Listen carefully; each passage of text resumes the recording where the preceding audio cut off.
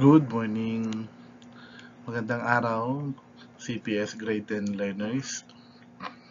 So, sa napag-usapan natin before, in-offer ko sa inyo na may mga modules tayo pero darating yung time na magkakaroon tayo ng discussion through video presentation.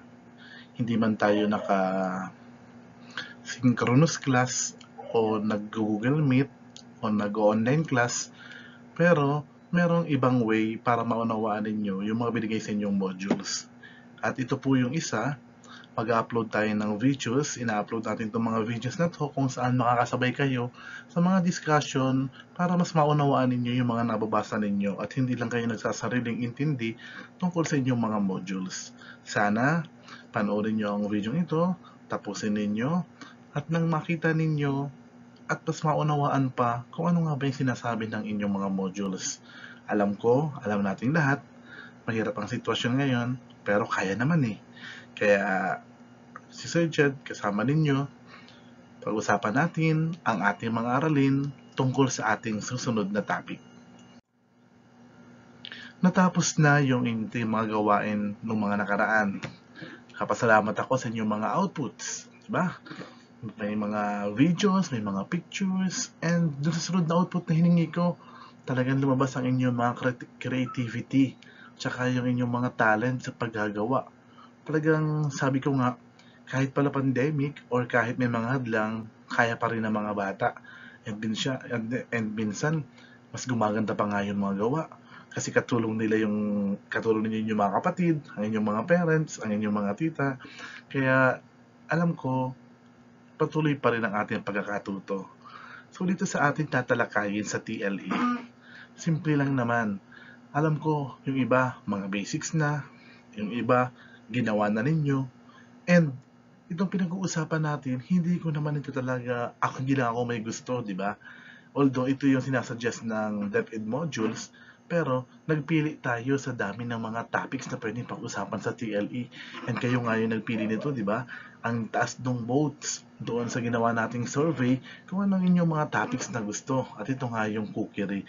So dito sa susunod nating topic, simulan na natin ang ating presentation. So, meron tayong prepare vegetable dishes. So, nung nauna ay egg, di ba? Next is pasta.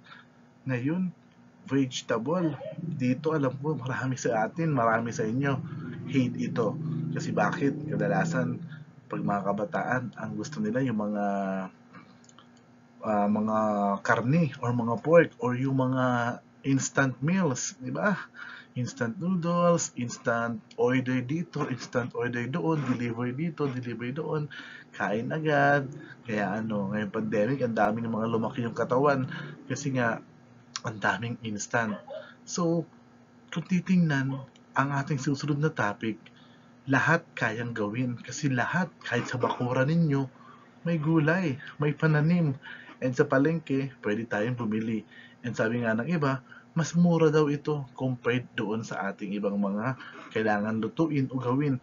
Kasi nga, gulay. At kung sa pasustansyahan lang naman, ay laban po tayo dito. Okay? So, dito sa topic na ito, ang ating ipiprepare ay vegetable dishes. Okay, so pag-usapan natin ang overview ng topic na ito. When we say vegetables, these are plants or parts of the plants like leaves, fruits, tubers, roots, bulbs, stems, shoots, and flowers used in a dish either raw or cooked. Alam naman natin yan. Gulay na minsan half-cook lang or minsan fresh pa nga, sariwa pa, pwede na nating makain direkta. Diba? Kadalasan yung mga dahon o yung bunga ng isang halaman, ugat, diba? Yung stem, at yung minsan yung bulaklak nito. Ang dami niyan. Sa paligiran niya, sa bakuran ninyo, sa kagubatan, dito sa atin sa Kapalonga, ang dami natin makikitang gulay. So, vegetable give color, texture, and flavor to our meals. They also give vitamins and minerals. Tulad na sabi ko kanina, sa usapang vitamina at mga mineral, laban po ang ating mga kagulayan. Okay? So, di naman ngayon panahon ng Nutrition Month or Nutrition Week, pero usapang pagkain at gulay, di ba? Usually sa mga kabataan, napansin niyo sa mga magulang, pag ang mga magulang ang tinanong at kung anong gusto ipakain sa mga bata o sa mga anak nila, kadalasan dito gulay, di ba? Nauso pa nga yung kanta minsan yung makulay ang buhay pag may gulay, di ba?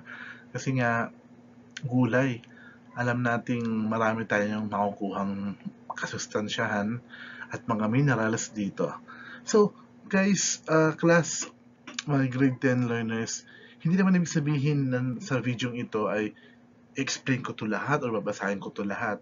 So, yung counterpart ninyo, kayo pa rin yung magbabasa ng modules, pero yung mga parts na mahihirap o yung mga na-request ninyo na explain ko, yun ang inire-record kong video at i-upload din nyo at ipapanood din ninyo.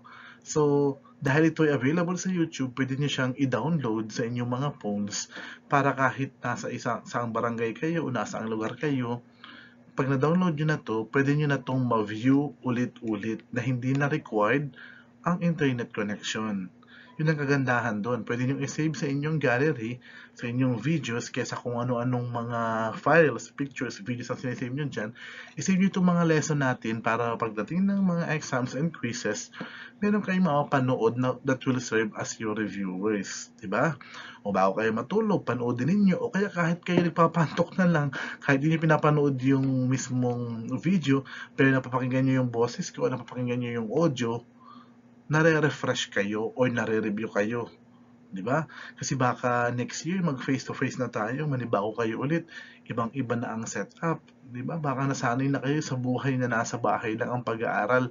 Kaya hangga't maaari, gusto ko patuloy pa rin ang pagkakatuto ninyo na para ba o tila ba walang pandemic o tila ba regular pa lang din ang klase. Sigurado ako kung may class tayo, mas masaya tayo. Masaya tayo ngayon, di ba? Pero masaya pa din naman tayo eh. Bakit? Kasi nga, patuloy naman ang ating pagkakatuto. Buhay na buhay ang ating mga estudyante. Although, alam natin sa online world, dalas natin sila makikita. Kaya nga may mga ginawa tayong group chats at iba pang alternative online platforms para magamit natin sa ating pag-aaral. Okay? So, dito makikita ninyo kung ano yung mga sustansya or mga nutrients na makikita sa mga gulay. Sinabi rin dito, ha, tingnan nyo to. Vegetable provide. I-highlight ko, ha. I-highlight ko itong highlighter para pwede nyo masimulang makita. Okay. Ayan yung may yellow. Vegetable provide and so follow, ha.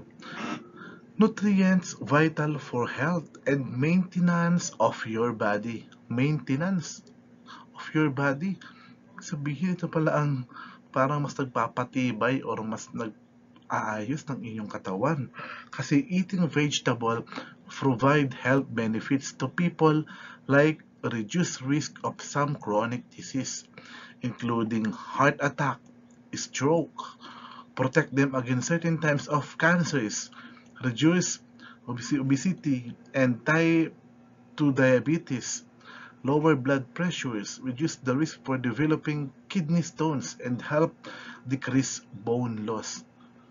Itong mga sakit na ito, siguro mga napakinggan ninyo yan. Yung mga na high blood, yung may cancer, yung na heart attack, na stroke, may diabetes, may sakit sa bato o sa kidney. Ito kalas ay mga sakit na hindi naman natin pinangarap o ginusto. Pero bakit minsan may nagkakasakit na ganyan at tatanungin natin bakit tayo pati iba naman hindi naman tinamaan? Kasi siguro yung iba, hindi ko naman sinabing ito lang ang dahilan kasi pwedeng sa lifestyle or pwedeng sa namamana yung sakit. Pero malaking tulong daw kung kumakain tayo ng gulay. Naalala ko dati may isang magulang lumapit sa akin. Sabi niya, "Sir, hirap po akong pakainin ng gulay yung anak ko. Pero kasi po di sa akin sumusunod, pero sa tingin ko po sir, pag ikaw ang nagsabi na kumain siya ng gulay, feeling ko po susunod yun at kakain yun ng gulay." Kaya anong ginawa ko, pandemic na po siya, kaya doon sa sunod kong online class, siningit ko yung value ng gulay or pagkain ng gulay. And tama nga naman yung nakausap ko magulang, yung parent na nakausap ko, kumain yung bata. Kasi minsan, sa katulad ninyo, lalo na sa age ninyo, kung hindi man kayo nare-remind ng parents ninyo o ng mga guardians ninyo, ang kahalagahan ng gulay. So, andito kami, yung mga teachers, ako as your theory teacher, na ipaalala at ibigay ang importance nito. Kaya nga sinama to sa module hindi lang naman to para aralin. Class, remember, sa TLE subject natin, hindi lang tayo puro module, hindi lang tayo puro basa, hindi lang tayo puro aral dito. Kailangan natin dito may output. Kaya yun ang mga pinapagawa ko sa inyong output, pinapapasa ko sa inyo, kailangan gawin ninyo yun. 'Di ba? Kasi hindi naman tulad ito ng math na magsasolve lang kayo at okay na nasa papel lang. Dito kasi na dapat may visualize or meron tayong nakikitang nagawa ninyo. Okay? So siguro alam na ninyo baka at the end of this session gagawa kayo ng isang luto ng gulay. Maybe. Okay? So tingnan natin dito lahat ng mga dietary benefits, pagkain ng gulay, and vitamins and minerals. Okay? Then, dito ay sa sunod na page ay makita ninyo ang classification of vegetable. Okay? So, maganda naman itong modules natin kasi may mga pictures siyang kasama and may mga sasend din ako sa inyo mga links na pwede nyo pang panood para talagang moving yung pictures or videos ang makita ninyo para talagang mapanood ninyo. Okay? At the same time, may color. Kaya nga, nagsisend ako sa inyo ng soft copy ng mga modules kasi kung may video na din kayo sa inyong mga phones, i-download na din nyo yung PDF file. Pwede din kayong mag-review through your phones or nakasave yung module sa inyong phones anytime na bubuklat ninyo para hindi kayo lagi may dalang inyong mga modules, nasisilip ninyo inyong mga modules. Sorry, last week di ka nabigay ng modules pero nabigay naman tayo ng quiz or ng exam. Pero kaya ngayong week, i-advance ko sa inyo itong video presentation para mapanood na po ninyo para sa mga susunod, madali na tayong maka-adapt. Kasi alam ko kung module lang mismo ang kaharap ninyo, maniwala ako o maniwala kayo sa hindi, alam ko sa karamihan sa inyo yung module nakalandyan lang sa bahay, nakapatong lang yan sa table, di man yan binabasa, o kaya binabasa nyo, ang hinahanap lang ninyo ay yung part na mismo ng mga quizzes, ng mga tanong, tsaka saka na kayo nagbubuhat ng module para maghanap ng sagot. Mapansin nyo sa mga module na binibigay ko sa inyo, inaalis ko yung mga tanong at sagutan na yung iba din na-download na ninyo yung sagot nasa internet na nakakalam nyo na yung mga sagot, kaya gumagawa tayo ng sarili nating way para i-assess kayo. Meron tayong parallel test para makita ninyo o makita ko kung talagang natututo kayo sa ating mga ginagawa. Okay? So unahin natin dito ay sa classification, dito tayo sa classification of vegetable. Ang sabi dito, letter A, according to parts of the plants. So, meron daw fruit vegetable. Sir, kala ko, iba po yung prutas sa gulay. Meron ang tinatawag na fruits vegetable. Hindi naman ito yung tulad ng mga kinakain mong prutas na alam mong talagang prutas. So, alin ba ito mga example nito? Ang sabi dito sa atin, tulad ng avocado. Okay, avocado. O eggplant, talong, sweet pepper, and tomato. O yung mga tawag dito, sili, okay? Yung mga bell pepper, yung mababangong sili na malalaki na may dilaw, may orange, may pula na nilalagay minsan sa mga topping sa pizza o sa ating mga kaldereta, minudo, nakikita natin yan. And of course, kasama din ang kamatis dun sa mga fruits and vegetable. Sunod naman ay yung mga roots and tubers. Tubers, okay? So, ano ba itong mga roots? Pag sinabi nating roots ay nasa ilalim ng lupa or yung mga nakabaon, di ba? Kasi kanina, nakita natin, ito yung mga bunga. Okay, mga bunga. So, kung sa bakuran, nakatanim, nakikita yung mga bunga nasa labas. Ito naman, second na sinasabi natin dito ay yung mga roots, ay ito yung mga nasa ugat or nasa ilalim. Ano ba ito? Okay? Bet, carrot, radish, turnip, artichoke, potato, sweet potato. Okay? So, dito sa mga figures, nakita nyo dito ay itong carrot. Sa ilalim pala ito, labanos. Diba? Patatas. Oh, ayan po. kasama po yan sa category yan. Sunod, meron din daw cabbage family. May mga pamilya pala ang cabbage. Okay? The cabbage itself, the broccoli, the cauliflower, the Brussels sprouts, the bok choy. Okay? So, alin ang nakain nyo ba dito? Cabbage sa Tagalog ay we commonly called this as repolyo. Yan, repolyo. Diba? May bagay yung repolyo, or may ibang klaseng repolyo o nakikita natin. Okay? Next is the onion family. Oy, may mga iba't ibang klaseng onion din pala. O pamilyang mga onions. The onion itself, nakilala natin, or sa Tagalog, ito yung tawag natin, sibuyas. Ayan, di ba? The scallion, the leek, the garlic, and the shallot. Okay? So, naman yung mga dahon, spinach, lettuce, o yan. Mga gulay po ito, ha? Category pala itong lahat ng gulay. Okay? So, baka alam niyo iba, di po, basta nagkakaunawaan tayo, magkaiba man naman tayo ng pronunciation or ng mga pagkakaunawa, pero alam natin yung nasa isip natin kung ano yan. Yan ay yung gulay na sinasabi natin. Okay? Kasi karamihan, siguro sa mga bakuran o sa mga kusina na ninyo or sa mga refrigerators ninyo, andyan na, present na yung mga mga gulay na yan. Magbukas lang kayo ng ref, baka makita niyo yung mga gulay na yan. Or di ba sa mga groceries, especially din sa mga laking groceries tulad ng sa SM Hypermarket or sa HP, punta kayo sa SM Supermarket, di ba? May category doon ang vegetable section, nakakita mo yan doon lahat, yung mga common o yung mga uncommon na gulay na di mo nakikita sa isang ordinaryong tindahan o sa isang ordinaryong palengke. Doon sa SM makikita mo yan. May mga presyo na, nakabalot na, at madali na makita ninyo. Hindi naman tayo pwedeng mag-tour sa SM para lang makita yung iba't ibang klaseng gulay na sinasabi ko. Kasi bawal pa nga. Pero next week pwede na, di ba? Or this coming week sa Tuesday. And dito naman sa ang pwede natin gawin ngayon is itong sa module kasi colored naman siya.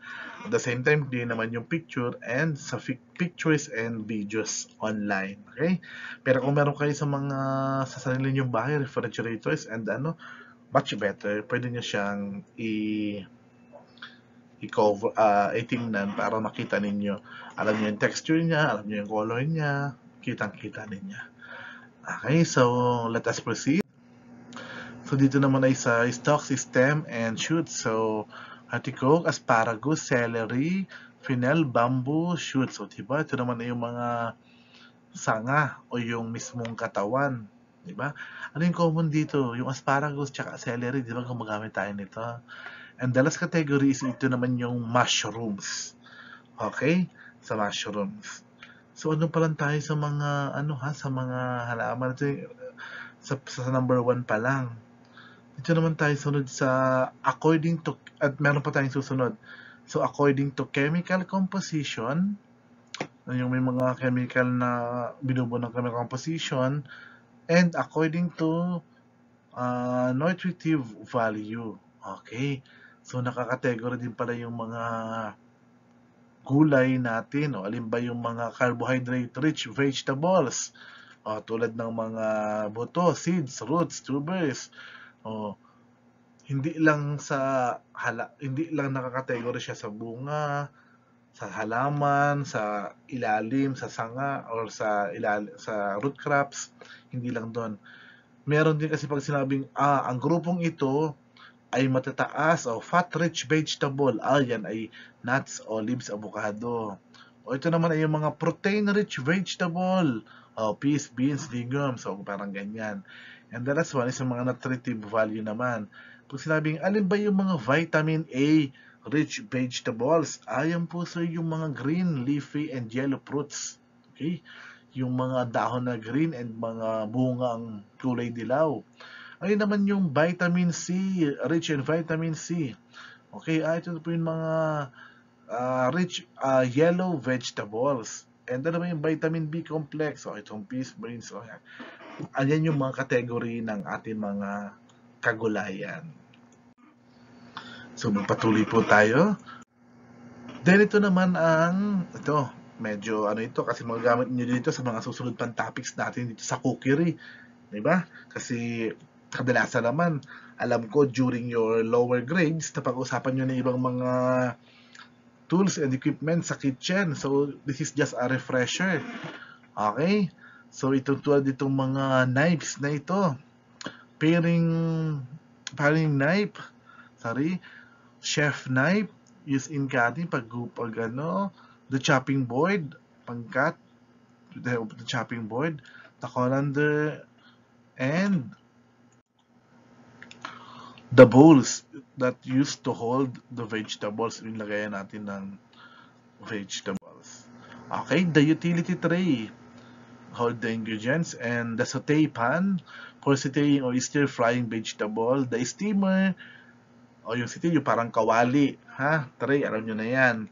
The steamer, nakita nyo na yan, yung parang pinapakulan nyo, may mga butas-butas po yan. Diba? O yung nakita nyo yung tindahan ng siomai, yung parang ganun.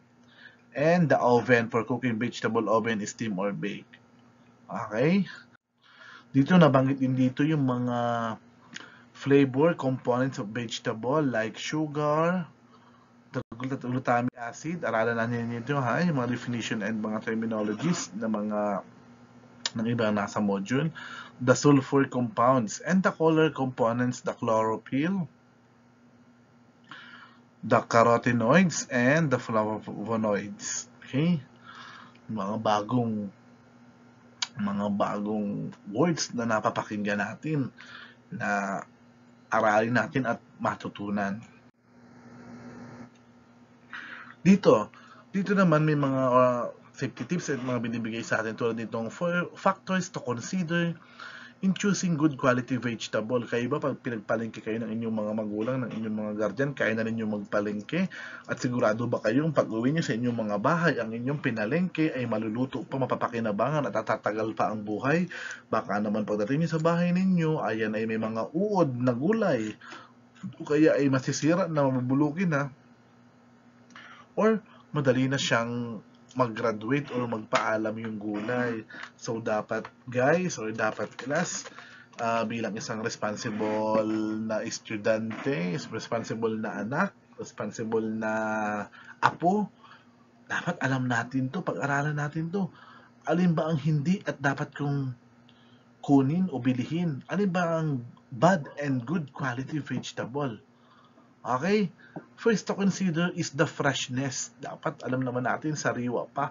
Kumbaga, magaling kayo magtingin ng isda. Kung namumula na ang mata ng isda ay malapit o ano na yan, hindi siya sariwa o maagok na, dapat ganoon din kayo sa mga terms of gulay. Okay? Habi daw dito sa freshness daw, dapat ay should be crisp and bright in colors. Kasi pag medyo matamlay na yung kulay or alam naman yung masisirain na yan. Especially may mga gulay tayo na pag nahaluan mo ng isa, tulad ng kamatis, yung set of or grupo ng kamatis, haluan mo ng isa na nabubulok na, lahat yan in the following day, lahat na yan bulok. Okay? Next is dapat daw, para masabing good quality, in the absence of decay or insect infestation. Tingnan nyo minsan yung mga dahon. Ang design naman ng dahon, hindi siya butas-butas. Halimbawa, talbos ng kamote, di ba? Dapat buo naman yung dahon ng kamote. Pero bakit parang may design, may mga butas-butas? Ano ba yan? Kinater, binutas-butasan ng ballpen, ng kutsilyo. Hindi naman yung pwedeng mangyari. Bakit? Anong meron? May problema or may sakit yung halaman or yung may sakit siya or may insektong dumapo sa kanya or yung mga uod. Sir, pampalasa na po yun dun sa gulay, pampasarap na po yung uod na yun. Ayawan ko kung nasasarapan ka doon sa uod na yun, pero kung makita mo yun, ay lumalangoy-langoy or gumagalaw-galaw bago mo kainin, baka hindi mo makain ng gulay. Kaya para masabing good quality, humanap ka ng walang ganon. Okay? Next is the no mechanical damage or injury. Siyempre, panglabas na nyo, kitang-kita naman yan. Okay? Kasi baka yan ay hiwa na, natapyas na, or may bali na, or lanta na mga halaman. O yan, tingnan nyo yan. Right degree of maturity. Dapat naman, hindi sobrang bata o sobrang tanda na ng inani. Di ba? Tulad mo yung sili. Di ba may nag-aari tayo minsan ng sili or kahit yung mga, nasa bako nyo, bawa ng avocado, ganyan. Pag umani kayo ng sili na bago pa lang, whether maliit pa yan o kaya ay hindi pa man lamang nabigyan ng chance para mabuhay ng medyo matagal-tagal, inanim mo na, na-excite ka, hindi po yan. Kaya hindi dito sinabing early ka dapat o late ka dapat. Ang sabi ditong factors to consider is the right degree of maturity. Dapat alam mo kung kailan na siya pwedeng anihin, kung kailan na siya pwedeng gamitin, ipang sahog, kailan na siya pwedeng uh, galawin para maisama sa pagluluto ninyo. Okay? Kasi minsan sa refrigerator ninyo, nabubulok lang yung ibang mga gamit. Pero ito, kita po natin dapat daw ay maayos or right degree of maturity. Or pag sinasabi baga nating kahit baka sa ibang pagkain o yung kumbaga ay hinog na or kumbaga ay hubal na or kumbaga ay tamang-tama ng ikainin o lutuin. Okay? Next is the variety. Different varieties, different color, shape, texture, and sometimes flavor.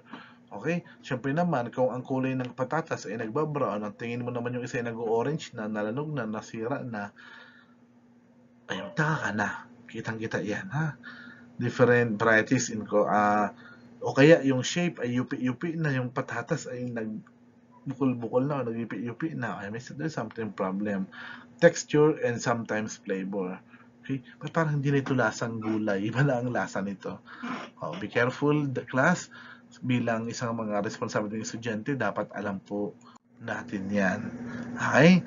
Vegetables are good sources of food nutrients that are very important in everyday meals. Okay, ano ba yung nutritional value of vegetable? May vitamin A. Dito class, pag sabing vitamin A, pag mataas ang vitamin A mo, alin ba? Anong klase bang mga gulay yan? Oh, sabi dito, kung gusto mo rich in vitamin A, doon ka sa green leafy vegetable. Kasi dito daw ang source of vitamin A, alugbati, ampalaya leaves, yung dahon ng palaya, dahon ng kalabasa, malunggay, petchay, dahon ng sili, 'di ba? Karamihan sa sinigang nakikita natin 'to, sa sinabawan nakikita natin 'tong mga pinangsasahog, itong mga dahon na ito. So ito class daw ay rich in vitamin A.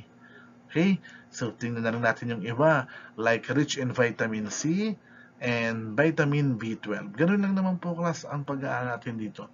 I-discuss akong konti na ipapaano ko sa inyo. Then, papagawa ko pa din sa inyo yung role ninyo. Kayo naman din na magdi-discuss among your group or among your classmates or yung sa mga friends mo. Magtanungan kayo kung hindi nyo naunawaan, saan kayo naiwan, saan kayo di makasabay. Pwede po yan. Okay? Complex carbohydrates are carbohydrates molecules with more than 20 sugar residue. They are called as polysaccharide. Okay? Baka may na ibang pronunciation ko, pero okay naman yan. Diyan may pinakita natin. Functions of carbohydrate. Source of energy. Protein is firing and preventless ketosis. Source of B vitamins for CHO metabolism. And types of carbohydrate chosen determines fiber, caloric load or diet, and nutrient density and cytochemical content. Okay? So, dito ay kasama din po ito. And dito pinakita din ang preparing fresh vegetable. Paano ba natin siya hinahanda? First is by washing. Paano ba siya sinawashing? Kailangan ba itong sabunin? Kailangan ba itong kuskusin? Plus, hindi yan sinasabon ha. Yung fresh water, galing sa gripo, pwede na panghugas dun sa mga halaman. Pwede mo siyang scrub using your yung kamay ninyo, kung meron kayong pangkuskus tulad sa patatas, minsan kasi yung mga root crops medyo may mga putik-putik pa, di ba? Kaya minsan yung parang kulay lupa pa, pero pag nahugasan mo ba parang galing sa pagiging medyo dark yung color niya, nagpusyaw siya. Okay? Kasi nga ikaw ba naman isprayin or na washing or nahugasan? Kahit ano man dumi, di ba? Pag nahugasan, gumaganda. Okay? Next is soaking. Do not soak vegetable for long periods to prevent flavor and nutrient loss. Okay. Okay, so dito sa soaking o dito sa part na ito ay di ba di naman natin kailangan ibabad or yung mga gulay na kasi baka mawala na yung lasa nito or yung nutrient maalis na. Okay? So, dito ay sabi dito, mayroon dito isang putahe na sinabi doon, be soaked for 30 minutes and in cold salted water to eliminate insect. Binagaagahan ng the next one is the peeling and cutting. Okay, pag sinabing peeling, binabalatan natin or hinihiwa na natin. Di ba madami mga pang-peel, yung peelers o yung pinangbalat, pamabalat, o yung pinagbatay ng paho, ng carrots, ng patatas. Hindi natin magkailangan gumamit ng mano-mano ng kutsilyong maliit at baka masugatan pa tayo. Pwedeng may mga pang-peeling na yan o pang-peelers. Okay? And the basic knife cuts. Sa cutting naman po ito papasok. Di ba? Chopping, chiffonade, dicing. Ito, alam nyo itong dicing. Ito yung parang cubes. Diba? Parang sa dice. Ganun ba ka-sizes? Ito yung mga patatas, carrots na medyo matigas at pinapalambot muna bago tuluyang lutuin. Okay? And so on and so on. Kasi may gagawin tayo dito. Dito naman, trimming article bottom. Okay? So, dito sa atin, pag may mga ganitong klase ba, first time ganyan kasi meron tayong dating mga napanood na kung mga palabas at tungkol sa pagluluto. Okay? Diba? Doon matututunin tayo. Okay? Kaya hindi lang talagang tiyaga lang sa pag-aaral. Magbasa ka, magtingin ka, panood ka, matututo ka. Okay? Dito sabi dito, cut the article in half or use the spoon to remove hairy fibers in the center of the article. Pull out the dough red fibers, leaving the spot with windows in place. And cut the article lengthwise into sizes that suit your recipe and place it in the water bath with lemon before cooking. Ayan. Di ba, dami natin na, ang dami, kahit sa mga magulang natin, ang dami sa atin mga tips na binibigay kung paano lumambot yung, yung gulay, paano masarap, ang dami niyan. Okay? Trimming asparagus, andyan din, sinuruan din tayo, and preparing avocados. Hindi ba? Pero alam ko, iba sa atin, marunong na nito. Masarap nang gumawa nito. Okay?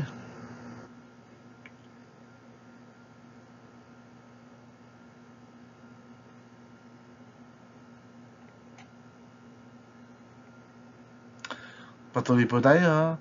Ano ba kayo? Are you still with me, guys? Okay, sige. Let us continue. So, patuloy tayo. Nakalagay din dito. And then, sa letter D na tayo. Cutting and shredding cabbage. Okay? Pagbabalat or paghihiwa. Andyan din yung mga tips. Peeling and crushing garlic. O, diba? Paano ba kayo balat ng bawang, kinakagat nyo ba? Or kinukutsilyo nyo ba? Paano mabilis mabalatan? O kahit para wala ng kawala, pati sa pagluto, sinama nyo na yung balat. Tingin nyo ba masarap yan, nakatulad ng wala? Or tingin nyo ba maayos ang kalalabasan yan? Hindi. Okay? Minsan, may mga shortcut tayo sa pagluluto, pag-prepare, pero still, kung yan ay sinusunod tayo sa tama at dapat, mas magiging maganda. Okay, ayan. Paghiwa ng bawang, cleaning of leeks. Ito naman ay sa mga dark green leaves natin, inaalis yung ugat, yung mga dumi o yung may mga tama. Alam na natin yung ini-slice and para ready na for cooking. Sige. Dito class sa mga katulad nito sa mga learning outcomes, sa mga formative assessment. Hindi nyo na kailangan sagutan yung module at ibalik sa akin yung module. Review nyo lang din po ito, sa papel nyo na lang sagutan, sa papel na lang at ipasa sa akin. Hindi naman kailangan sa notebook pa o sa notebook, okay lang din naman. Pero sa papel, okay lang din. Pero hindi na kailangan ibalik itong module kasi nga sa inyo na yung module para sa inyo ng mga reviewers. Okay? Andiyan po may mga questions niya. May letter A, may letter B. Dito class, ito yung medyo mahalagang sasabihin natin dito. Naalala nyo dun sa first activity natin dun sa lesson 1 ng first quarter. Dami natin pinakita mga egg recipes. Yung iba nga, nagsarili kayong gawa. Basta pinagawa ko kung paano nyo ginawa o ano yung mga ingredients niyan. Dito din naman class, ang learning outcome number 2 natin is to prepare a vegetable dishes. Ibig sabihin talagang isang ulam. Pang-ulam siya yung isang luto ng halaman. sorry naman, gulay. Okay?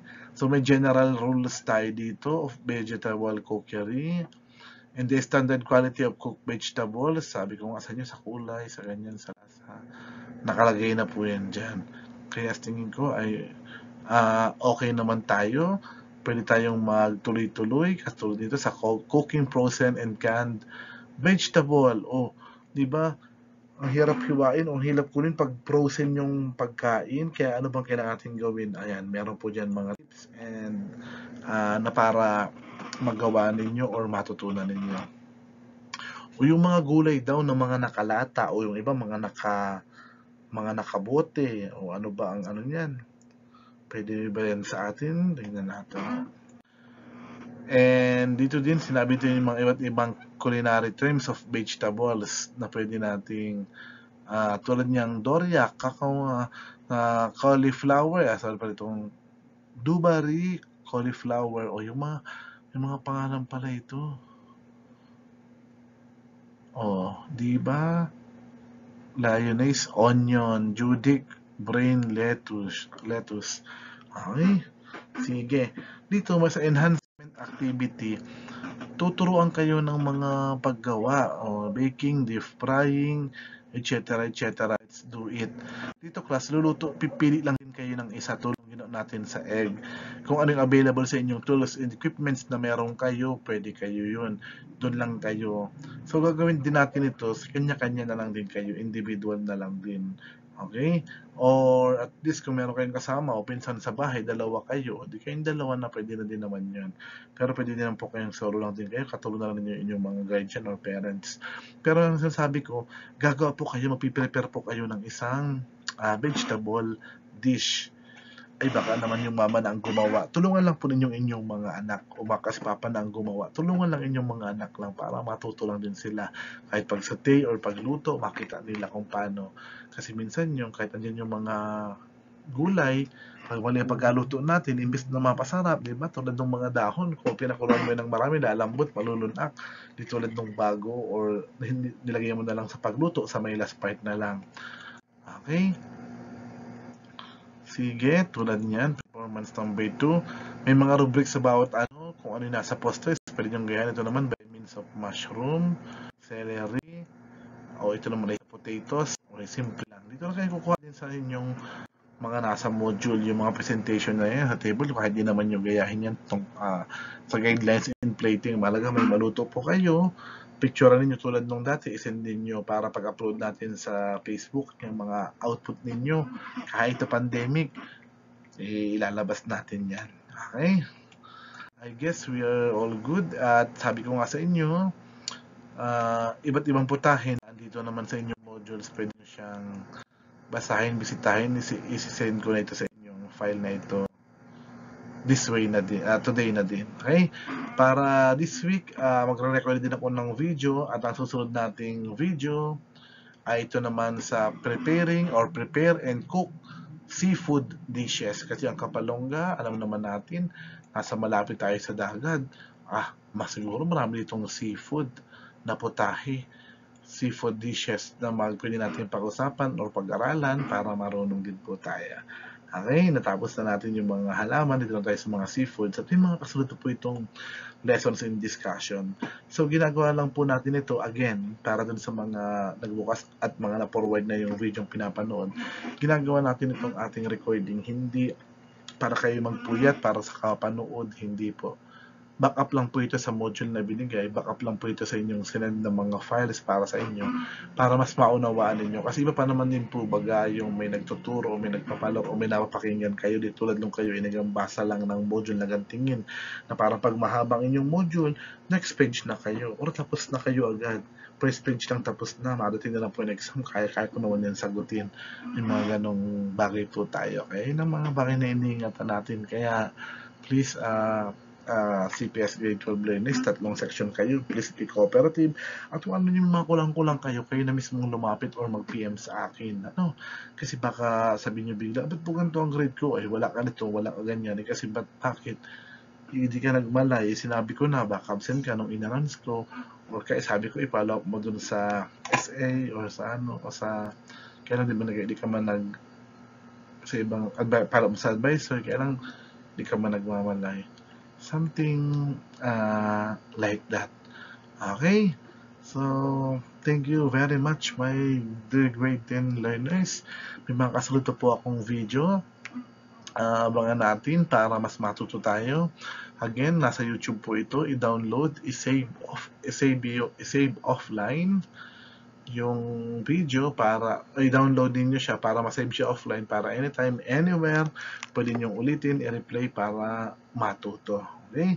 So, para maging updated din sa ating mga videos na ina-upload regarding dito sa mga discussions natin, dito sa Cookery sa TLE10 ay pwede nyo i-follow yung ating YouTube channel para bawat upload, manonotify na lang kayo. Click the like button, okay? Or para ma-follow ninyo yung ating YouTube channel para anytime updated din po kayo once na may inilabas tayong mga videos or discussions ng mga katulad nito. Okay? Kung may mga katanungan po, again, ang rule natin, i-PM na lang, i-private message sa akin o i-send sa ating mga group chats kung may mga tanong, suggestions at iba pa. Basta ako, sinisigurado ko lang, dinadahan-dahan lang natin. Di tulad may mga examines kayo, di tayo nakisabay sa exams nila. Nagpass muna tayo para makapokus kayo sa subject nila. Pero tayo kasi, di baling medyo dahan-dahan, basta natututo kayong lahat, nakagbibigyan kayo lahat, nakakamusta kayo lahat. Okay? May mga pinag-PM din po ako sa inyo class ng mga medyo nawawala o yung mga outputs di nagpapasa, may mga pinipm ako. Kung may pinm kayo at meron naman kayo talagang pinasa, just show me the evidence or the proof. Pakita nyo lang, picturean nyo lang din, send nyo sa message ko. Okay din naman yan, i-consider ko po yan. Okay? Tayo pa ba? Lahat ay mako-consider. Okay? So, I guess we are all good and until dito lang po muna ang ating discussion today and marami pa po itong kasunod, magsasama-sama pa rin po tayo. Okay? Bye-bye! Thank you!